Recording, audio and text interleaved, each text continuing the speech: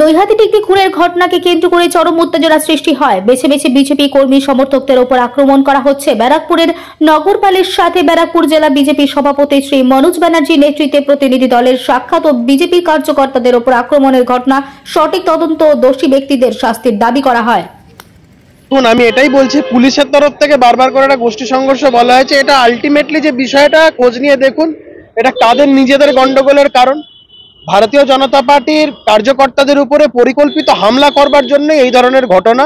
এবং বিগত কদিন আগে ওখানে লিট্টি চোখা একটা উৎসব হয়েছিল সিং ভবনে। এর আক্রোশ এবং সমস্ত কিছু বিগত দিনে ওখানে রূপক মিত্র ওখানে দলের তরফ থেকে প্রতিদ্বন্দ্বিতা করেছেন। ভারতীয় জনতা পার্টি অত্যন্ত সাবলীলভাবে সেই নির্বাচনে প্রতিদ্বন্দ্বিতা করেছেন, কিন্তু আপনারা জানেন নির্বাচনের দিন কি হয়েছিল।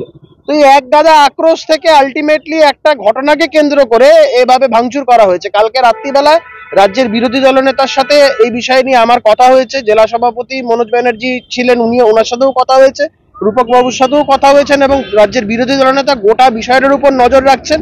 এবং উনি বলেছেন যারা যারা যেখানে যেখানে এফেক্টেড হবে তাদেরকে নিয়ে আমাদের যা যা কিছু করার, রাজনৈতিকভাবে আন্দোলন করার, তাদের পাশে দাঁড়ানো, ক্ষতিপূরণ থেকে শুরু করে সমস্ত কিছু দলের তরফ থেকে উনি সেই কথা বলেছেন।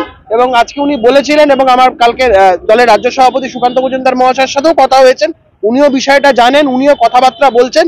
এমন ভাববার বিষয় নেই যে আমাদের কার্যকর্তাদের উপর আক্রমণ হবে আমরা চুপ করে বসে থাকবো, এটা যেন কেউ না ভাবেন। আমাদের কার্যকর্তাদের উপরে হামলা হলে আমরা মাঠে আছি, ময়দানে আছি এবং খুব শক্তপোক্তভাবে আছি।